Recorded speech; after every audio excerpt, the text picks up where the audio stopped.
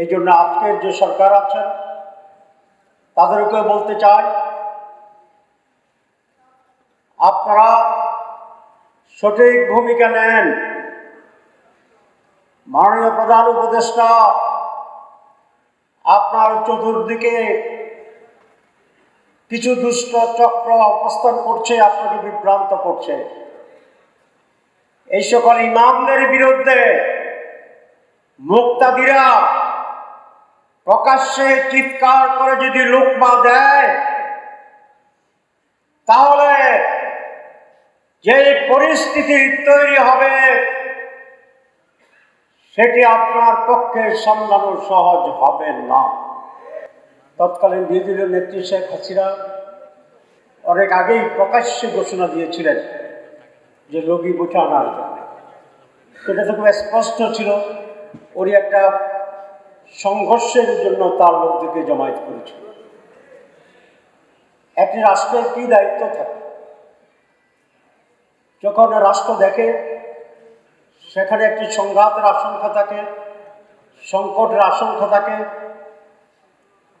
রক্তাক্ত পরিস্থিতি তৈরির আশঙ্কা থাকে, জীবন চলে যাওয়ার আশঙ্কা থাকে, এই ধরনের কোনো সমাবেশকে কোনো বিজ্ঞ সরকার অনুষ্ঠানের জন্য অ্যালাউ করতে পারে না।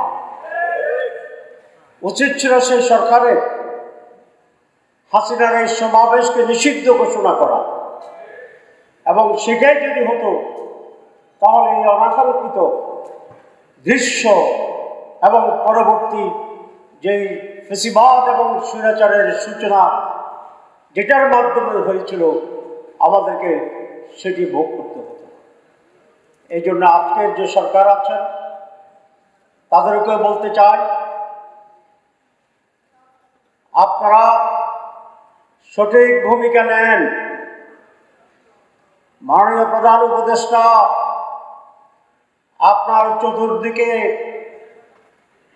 কিছু দুষ্ট চক্র অবস্থান করছে, আপনাকে বিভ্রান্ত করছে।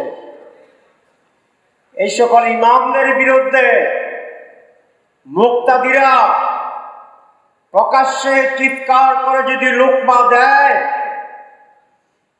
তাহলে যে পরিস্থিতি তৈরি হবে সেটি আপনার পক্ষে সামলানো সহজ হবে না। সুতরাং তাদেরকে সরান, স্বৈরাচারের দোষদেরকে সরান। জনগণের প্রতিনিধি, জন আকাঙ্ক্ষার প্রতিদ্বন্দ্বী হয়েছে ব্যুরোক্রেসি, পুলিশ, অন্যান্য জায়গা থেকে পরিষ্কার করো, তাহলে এই কাঙ্ক্ষিত লক্ষ্যে আমরা পৌঁছতে পারব। একটি সুষ্ঠু নির্বাচনের মাধ্যমে যে যে জায়গায় সংস্কার দরকার সেটা করে জনগণের প্রতিনিধিদের কাছে ক্ষমতা হস্তান্তর করার জন্য আপনার প্রয়োজনীয় প্রস্তুতি শুরু করার প্রয়োজন। সবাইকে ধন্যবাদ।